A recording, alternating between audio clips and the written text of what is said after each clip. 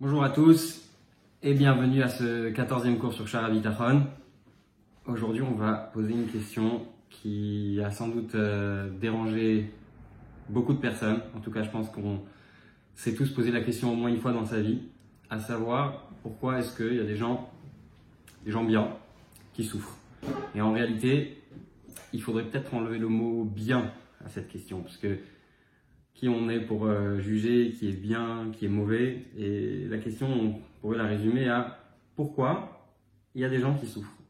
Tout simplement, ce serait pas juste que certains aient le droit à avoir une vie tranquille alors que d'autres... ce serait pas juste que certains aient le droit à une vie tranquille, une vie prospère, heureuse, etc. alors que d'autres n'aient pas les mêmes conditions. Et la question, c'est de savoir pourquoi est-ce que, en réalité, Dieu, des fois, il donne une vie difficile à certaines personnes.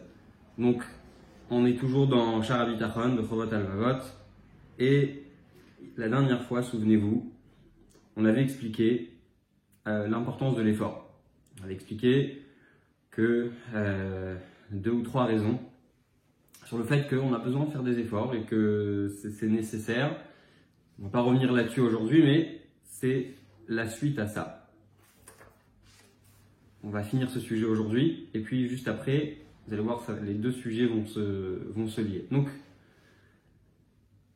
on avait expliqué la dernière fois que les gens comme nous avons besoin de faire des efforts. Autrement, si on n'est pas occupé, on est amené à perdre notre temps et à ne pas apprécier ce que Dieu va nous donner. Il n'y a que quelqu'un qui travaille, qui est capable d'apprécier le travail, d'apprécier la valeur des choses.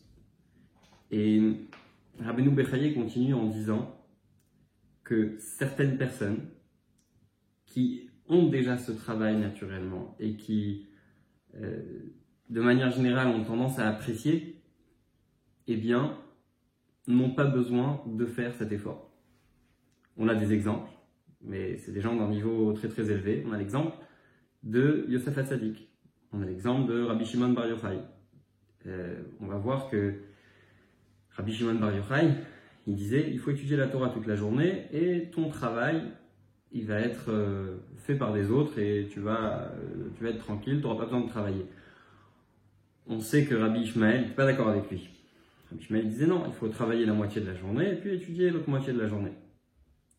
Et la Gemara nous dit que beaucoup ont fait comme Rabbi Ishmael et ont pu vivre convenablement, alors que beaucoup ont fait comme Rabbi Shimon Bar Yochai et ça n'a pas marché, c'était trop difficile. Je vous ai parlé de Yosef. Yosef, alors qu'il est en prison, je rappelle un peu l'histoire de Yosef, Yaakov a 12 enfants, et dans ces 12 enfants, il y a Yosef qui dit à ses frères qu'il fait des rêves, et que dans ses rêves, il voit que ses frères se prosternent à lui, etc. Et donc ses frères décident de le vendre, il finit en Égypte, qui a une vie très très très difficile. Et puis il est dans la maison de Potiphar, un des dignitaires dans l'Égypte de l'époque. Et puis la femme de Potiphar va absolument avoir une relation avec Yosef. Ce que Yosef refuse, elle profite d'un moment où il y a personne à la maison, elle provoque Yosef, finalement elle va dire à tout le monde que c'est Yosef qui l'a approché et que Yosef est carrément l'a attaqué, l'a violé, etc. Et Yosef finit en prison.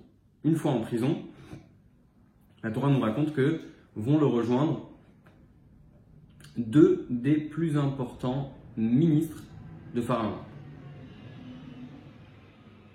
L'un de ces deux ministres font un rêve et Yosef va interpréter leur rêve, suite à quoi il leur dit « Écoutez, vous allez retourner chez Pharaon et s'il vous plaît, donc les deux, il y en a un à qui Yosef a annoncé qu'il allait mourir, donc le Sarah Mashkin, celui qui s'occupait du vin chez Pharaon. Yosef lui dit « Je t'en prie, quand tu retournes au palais, dis un mot pour moi à Pharaon. » Et la Torah nous dit que Yosef va passer un peu plus de temps en prison parce qu'il n'a pas eu confiance en Dieu. C'est bizarre, vous allez me dire. Il n'a pas eu confiance en Dieu, mais on avait dit la semaine dernière que de la même façon que si on nous met une assiette devant nous et qu'on ne fait pas l'effort de prendre la fourchette et de prendre et de manger, bah, la nourriture elle va rester dans l'assiette. Et là, Yosef, il fait un effort. On peut s'imaginer que Dieu il lui a envoyé cette personne juste pour qu'il puisse l'utiliser et qu'il puisse, à travers cette personne, qui va intervenir auprès de Pharaon et sortir de prison. Quel est le problème de Yosef? C'est quoi quelle erreur Yosef est en train de faire à ce moment-là? C'est quoi l'erreur de Yosef de vouloir se sauver, de faire un effort, de demander à quelqu'un d'intervenir en sa faveur auprès de Pharaon? Et le rabbi il explique que, et c'est ce qu'on va voir ici dans le Chovot HaLevavot, que Yosef, en réalité, il était arrivé à un niveau de tzaddik tellement élevé qu'il devait s'attendre à ce que Dieu choisisse le moment où il allait sortir. Mais encore une fois, ça c'est pas pour nous. Ça c'est pour les tzaddikim qui sont arrivés à un niveau très haut. Donc, on va voir tout de suite dans les mots. Vous avez reçu normalement dans le message, où vous avez en dessous de cette vidéo, un lien ou un PDF où vous pouvez suivre ce cours sur texte. Si quelqu'un s'efforce, se renforce dans son service divin et choisit de craindre Dieu, et il décide de croire en Dieu, en sa Torah, etc. Et donc automatiquement, qui prend la Torah, Vesar Minadvarim Amegunim. Puisqu'on a parlé de Yosef, et il y a une idée aussi qui revient, c'est que quand on a jeté Yosef dans le puits, la Torah nous dit Vehabor Rek En Bomaim. Lorsque les frères de Yosef le jettent dans le puits, on nous dit le puits était vide, il n'y avait pas d'eau. Maintenant, évidemment que si le puits est vide, il n'y a pas d'eau. Alors, qu'est-ce que la Torah vient nous apprendre ici? Rachid nous dit il n'y a pas d'eau, mais il y a des serpents et des scorpions. Qu'est-ce que ça veut dire? Que quand dans notre quotidien, on ne remplit pas notre vie avec un sens de la Torah et des mitzvot, une direction, un but, eh bien automatiquement il y a toutes sortes de choses qui vont venir s'attaquer à nous, des mauvaises pensées, des mauvaises actions, etc. etc. Et c'est suite à ce qu'on a dit la semaine dernière. L'effort est important parce que sans effort, on s'ennuie, on ne trouve pas de sens à sa vie, on n'apprécie pas les choses et donc automatiquement, quand il n'y a pas d'eau, qui est comparée à la Torah, eh bien il y a des scorpions, des serpents, et on a une certaine froideur pour tout ce qui est Torah, qui est synonyme d'effort, etc. Je ferme la parenthèse.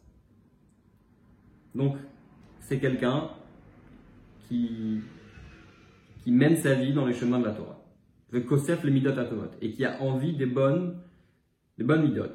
Velo ivad bin mocha, c'est pas quelqu'un qui a tendance à se reposer, velo yata la shalva, c'est pas quelqu'un qui cherche la paix, pas dans le sens de la paix avec les autres, mais c'est pas quelqu'un qui cherche à s'allonger et à rien faire. Velo yassi ou ayetzer, et le mauvais penchant n'a pas d'emprise sur lui. Lo yipat bechishfe haolam, il ne se dirige pas vers les sorcelleries de ce monde, parce que c'est quoi la sorcellerie? La sorcellerie, c'est atteindre quelque chose sans avoir à faire d'efforts. Pourtant, Yistalek me'alav Torah hagilgul ve'asibu bava torpo. Alors, Rabbeinu Bechaim nous dit, quelqu'un comme ça, qui est arrivé à ce niveau-là, il n'a plus besoin de faire d'efforts. Et on va lui enlever la fatigue. Ok, pourquoi? Parce que c'est quelqu'un qui naturellement a de la reconnaissance quand on lui fait du bien. C'est quelqu'un qui naturellement ne perd pas son temps et fait des efforts. Vivo tarko belli torah. On va lui apporter ses besoins, etc. sans fatigue. Oubliez Guilla, Kefi Sipuko ou Mazono, comme chez Neymar, le Yari, Hachem Nefashati, comme c'est écrit dans Michelet, que Dieu ne rendra pas l'âme du tzaddik affamée. D'accord. Bon, donc là on a compris premier point de ce cours, c'est de dire qu'un tzaddik qui fait son travail bien, eh bien il n'y a pas de problème, il n'y a pas de souci. Mais là il y a tout de suite une question, c'est on en parle, on pense tout de suite à plein de tzaddikim qu'on connaît tous, qui souffrent. non seulement ils ont besoin de travailler, mais parfois plus que les autres. On n'a pas l'image, en tout cas à titre personnel, j'ai rarement vu des tzadikim qui sont pas déjà sollicités ou même qui ne travaillent pas énormément. Donc la question ici, c'est de savoir comment est-ce qu'on peut dire que il y a un tzadik, il n'a pas besoin de travailler, il n'a pas besoin de se fatiguer. Alors, ce qu'on va voir, c'est plusieurs éléments de réponse à cette idée. On va en voir exactement 5 réponses. Mais avant d'expliquer ça, Rabbeinu Bechaye va rapporter énormément de prophètes qui ont parlé de ce sujet. Et j'ai envie de dire, c'est la 6e explication. Très souvent, quand quelqu'un est en train de souffrir, quand quelqu'un vit quelque chose de difficile dans sa vie, la première chose qui lui vient en tête, c'est de se dire « je suis tout seul dans mon problème ».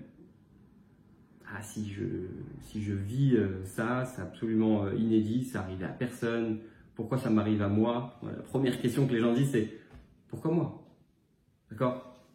Et première chose que Rabbeinu Bechaye va nous dire, t'inquiète pas, l'histoire elle est déjà arrivée à d'autres, le sujet a déjà été traité. Donc, on va regarder dans les mots la question. Ve'im yomar haomer. Et si une personne est amenée à dire Iné anachnu roim, et voici que nous voyons miktsat tzadikim, un certain nombre de tzadikim, loïs damen laem tarpan.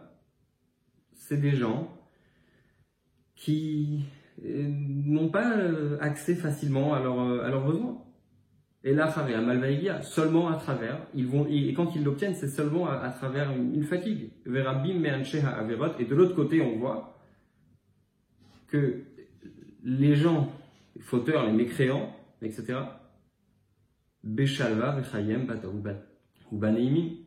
on voit des gens d'un côté qui sont justes et pieux et qui souffrent et qui ont des difficultés à pouvoir obtenir ce dont ils ont besoin. Et de l'autre côté, on a des gens qui font n'importe quoi de leur vie et qui ont une vie facile et qui obtiennent tout ce qu'ils veulent de manière très facile, de manière douce. Donc là, il a bien posé la question des deux côtés.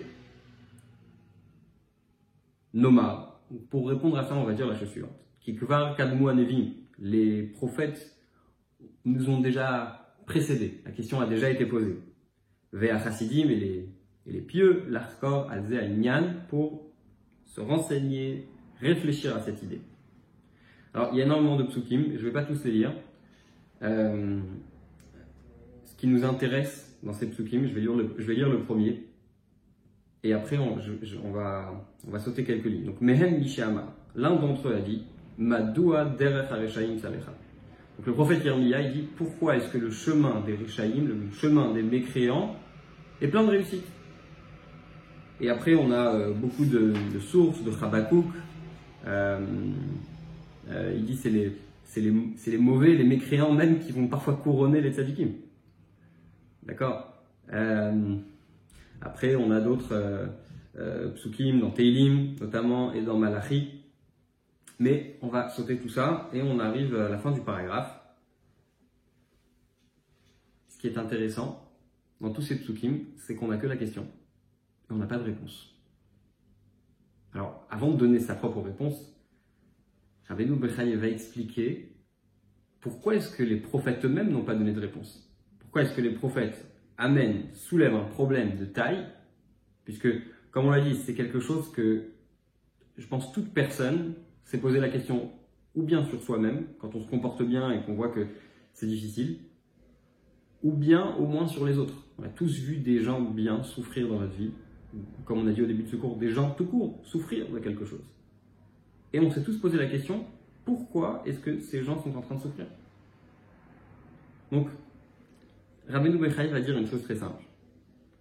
La raison pour laquelle les prophètes n'ont pas répondu à cette question, c'est parce que toute personne, vous savez, on dit qu'une personne, c'est un monde entier. Et que donc, chaque personne, elle a sa propre vérité. Chaque personne, elle a sa propre façon de vivre les choses. Et donc, il n'y a pas quand un prophète va donner une réponse, ça va être presque automatiquement une réponse qui est pour tout le monde. Or, on ne peut pas donner une réponse pour tout le monde sur un sujet aussi complexe. Donc, ça c'est pour nous faire comprendre pourquoi les prophètes n'ont pas donné de réponse, et d'un autre côté, pour nous faire apprécier quelque part les réponses qu'il va donner par la suite. C'est-à-dire que même les réponses qu'on va rapporter sur ce sujet, elles ne vont pas être complètes. Parce que, encore une fois, il y a toujours l'exception, il y a toujours la personne qui va vivre ça de manière très très difficile. Et un autre point très important, c'est que quand on voit quelqu'un qui souffre de cette manière, il ne faut pas devenir un donneur de leçons et dire « Ah, il t'arrive ça parce que moi j'ai lu dans Chovot Halevavot, ici j'ai appris que les tzadikim, les gens bien, ils souffrent parce que tel et tel… » Non, c'est pas du tout l'idée. L'idée, c'est pas de venir dire aux gens comment vivre et comment interpréter leur situation. Non. La première personne à qui on doit dire ces choses, c'est nous-mêmes. Pour nous, comment avancer et comment sortir de ça. Donc, très important. On reprend dans les mots. Donc, le prophète a posé la réponse dans l'explication de cette chose-là. Pourquoi est-ce qu'il a posé, donc mis de côté, il n'a pas apporté la réponse. Parce que la raison pour laquelle tous ces hommes pieux, tous ces tzadikim ont été testés, et chacun de ces pécheurs, de ces mécréants qui vivent le bien, Zulat ilat à faire par rapport dans ce monde, par rapport à l'autre, chacun il a sa propre réalité. La reine Eid Alze Be'amro, c'est pour ça que c'est écrit dans la Torah, Anistarot, Lachem Elokeim.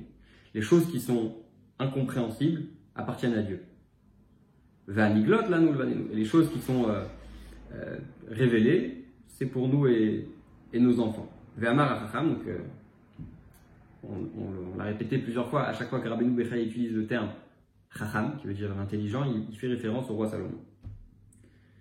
Im oshek rash vegezel mishpat va tzedek tiré bamdina al titma la chefetz. Le roi Salomon nous dit la chose suivante. Si tu vois des vols, tu vois un manque de justice dans le monde, eh bien, étonne-toi. Ve'amar hakatuv atzur tamim parlo kichol derachav mishpat. D'accord? Pour résumer, ce qu'il faut bien réaliser, c'est que Dieu, il a une raison de faire ça. Il y a toujours un monde entier autour de ce qui se passe. Et comme on l'a déjà expliqué dans les cours précédents, on n'a pas ici de vérité qui est absolue, toujours pareil. Quand je dis absolue, ça veut dire qu'on ne peut pas donner une réponse qui va être bonne pour toutes les situations. Bon, alors maintenant on va rentrer dans le vif du sujet. Concrètement, Rabbeinu Bechai, après avoir fait cette introduction, il va quand même donner une réponse. Donc, je vais quand même, nous dit Rabbeinu Bechai, donner certains éléments de réponse pour pouvoir nous donner quelque chose de quoi réfléchir. Ve'omar, et je dirais, qui a pani macher ba'avura mimana mehat sadik, que les raisons pour lesquelles on a enlevé du tzadik les raisons pour lesquelles on a donné au tzaddik ces difficultés, dans lesquelles il va travailler, c'est possible que quand on voit un tzaddik, quand on voit une personne même qui a l'air de bien se comporter et qui souffre, il est possible que dans le passé, cette personne a fauté. Et que cette souffrance est là en réalité pour pardonner cette faute.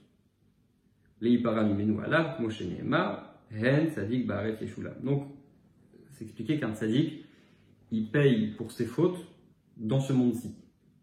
Donc, si quelqu'un souffre, première proposition de réponse, c'est tout simplement pour des fautes qu'il a fait dans son passé. Deuxième chose,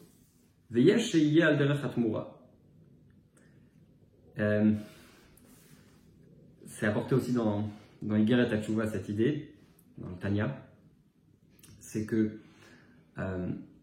des fois on a fait une faute et cette faute, pour la payer, normalement on va devoir souffrir dans le Gehinnom, on va devoir souffrir dans le monde futur, d'accord? le truc, c'est que dans le monde futur, on va payer 10 fois le prix que ce qu'on paye sur Terre. C'est-à-dire que la souffrance qu'on va vivre ici, même si elle va être très grande, eh bien, ça ne va pas être la même que si on l'avait eu dans le Gehinnom, en enfer.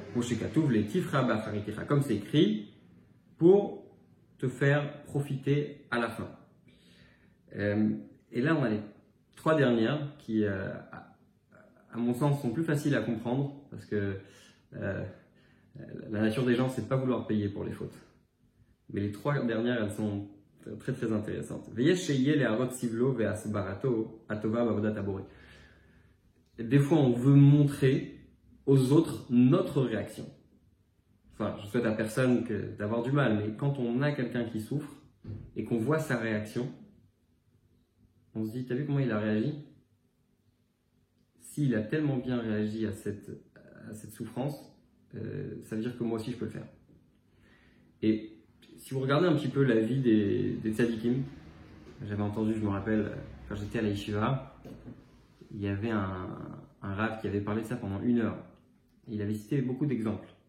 Et il disait, quand on regarde une bibliothèque, et qu'on regarde même les plus grands classiques de la pensée juive, de la halakha, de tous les domaines de la Torah, on a beaucoup de tzadikim qui souffrent, qui ont une vie très difficile. Et des fois, il faut réaliser que quand on prend leurs livres, ils ont été écrits avec beaucoup de souffrance. Il disait, je crois qu'il avait utilisé l'expression de dire leur livre a été écrit avec du sang. C'est un peu dur comme expression, mais quand on voit par exemple la vie du Rambam, qui a une vie très difficile, il a perdu son frère, il a dû reprendre toute sa famille, celle de son frère, et devoir subvenir à leurs besoins. C'est pour ça qu'il est devenu docteur d'ailleurs. Je prends le Rambam, on pourrait avoir énormément d'exemples de tzadikim qui, pendant toute leur vie, sont des gens qui ont souffert. Et quand on pose notre question du jour, c'est pourquoi est-ce que ces gens ont souffert? Eh bien, quand nous on regarde l'histoire du Rambam et qu'on se dit, on a ici quelqu'un qui a souffert toute sa vie, on lui aurait pardonné de rester chez lui, de ne rien faire et d'attendre de partir de ce monde à son tour. On regarde l'histoire de Yosef aussi. Sa fille se fait vendre par ses frères. Il arrive en Égypte, il est envoyé en prison, etc. On pourrait dire, bon, quelqu'un comme ça, il aurait pu déprimer en prison. Et quand il a 2 personnes qui viennent le voir en prison et qui sont en train d'être malheureux parce qu'ils ont fait un rêve, qu'ils n'ont pas compris, etc. Yosef, il leur dit, Madoua pnechem raïm hayom. Pourquoi est-ce que vous avez un visage tellement mauvais aujourd'hui? Pourquoi vous êtes tellement triste? Mais en réalité, c'est lui qui devrait être triste. Et justement, quand nous, on voit l'histoire de Yosef, quand nous, on voit l'histoire du Rambam, ça nous permet d'avoir une perspective tout à fait différente sur l'idée même de la souffrance. Donc, Veyesh sheyeh leharot sivlo ve'asbarato atova ba'avodat tabor yitbarach. Donc, il y a certains qui vont enseigner aux autres comment servir Hachem, pour que d'autres êtres humains puissent apprendre de lui. Comme on connaît l'histoire de Job, le livre de Job. C'est quelqu'un qui perd ses enfants, qui perd toute sa richesse, et puis on nous dit que c'est le Satan qui veut absolument tout lui enlever pour lui prouver que le Satan il veut prouver à Dieu qu'il ne va pas tenir, qu'il va s'arrêter. Et on voit que Job à chaque fois remercie Dieu et il continue de remercier Dieu malgré toutes les difficultés. Donc, pourquoi Job a eu des problèmes? Pour nous enseigner à nous comment se comporter quand on a des souffrances. 4e élément. Donc, il y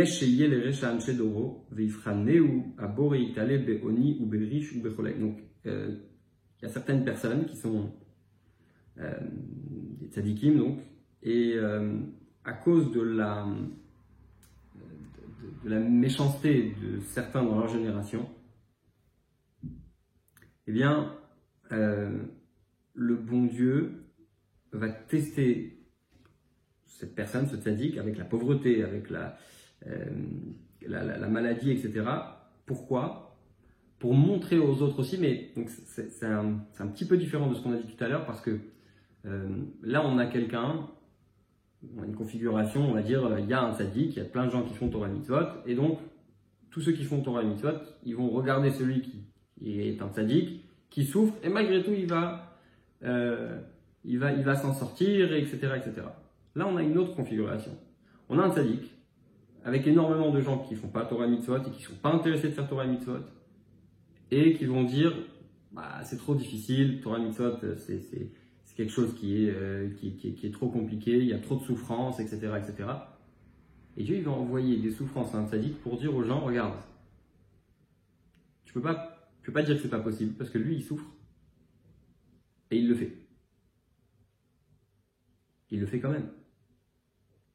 Il y a une histoire avec, je pense que c'était un des élèves du Maguid de Mezrich, qui avait des souffrances. Et il a dit au Maguid, j'aimerais comprendre ce qui est écrit dans la Torah, que de la même façon qu'on doit faire une bénédiction quand on perd quelqu'un, et malheureusement on voit que les gens disent plus souvent, c'est-à-dire que même des gens qui ne sont pas religieux, dès qu'il s'agit de faire un deuil, malheureusement, on souhaite à personne, eh bien, ils vont tout d'un coup devenir plus religieux. Et donc la bénédiction sur les choses mauvaises qui nous arrivent, elle est plus respectée quelque part que sur les bonnes choses. Donc quand on a une bonne chose qui nous arrive, à la naissance d'un enfant par exemple, on va dire Shechianu. Et la Gemara dit de la même façon qu'on bénit sur le bien, on doit bénir sur le mal. Et donc cet élève n'avait pas compris ça. Il a dit au Maguid, je ne comprends pas, il a dit va voir mon élève. Il me semble que c'était Rabbi Zoussia de Anipoli. Et quand il arrive chez Rabbi Zoussia, il lui pose sa question. Et il voit que Rabbi Zoussia vit dans des conditions vraiment terribles, une vie très très difficile. Rabbi Zoussia lui répond, je ne sais pas pourquoi il t'a envoyé chez moi j'ai pas de problème. Ça veut dire que quand nous on se dit, je peux pas faire Torah Mitzvot parce que je sais pas, c'est trop de contraintes, c'est trop cher, etc., etc. Ma santé ne me le permet pas. Eh bien, on réfléchit à ces gens-là et on se dit, bah c'est possible. Les Harot, Chassiduto, Va'avodato, pour montrer sa piété et son travail envers Dieu, Mibaladem, Koshenema, Ev, Achen, Cholyenu, Nasa, Umachovenu, Svalam. Donc, Dieu, il envoie des souffrances à quelqu'un de pieux dans la génération pour montrer aux autres que c'est quand même possible, etc. Donc, il porte quelque part la souffrance des autres. Cinquième idée, Veyesh Sheye Mipne She'enenu Mekane Lelokim, la Kachatadin Me'anchedoro. Il y a des gens qui sont aussi des tzadikim, donc, et qui, malgré leur piété, malgré leur grandeur, ils font pas d'efforts envers les autres. C'est-à-dire que ils vont pas promouvoir les valeurs de la Torah, etc. Et donc, ce qui se passe, comme Shayadata Meinyan Eli Uvanav Shamar Baem Akatouv, donc l'histoire de Eli qui était un prophète quand il y avait le Mishkan dans la ville de Shiloh, fait que quand les Juifs arrivent en Israël, on parle de la première fois, quand Yehoshua a conquis la terre, il n'y a pas tout de suite de Beth Amikdash. Il y a le Mishkan. On a construit un Mishkan il y avait quelques différences du Mishkan qui était dans le désert. Et puis, on a différents Kohen Gadol, dont Élie. Et on dit que les enfants d'Élie se sont mal comportés. Et ils n'avaient pas de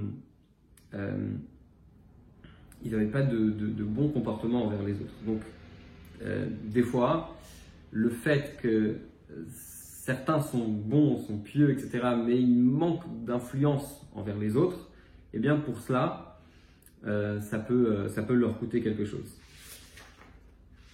Donc il nous reste l'idée du rachat. Pourquoi est-ce que les mauvaises personnes peuvent avoir une vie qui est bonne et prospère? Et si Dieu veut, on abordera ça la semaine prochaine.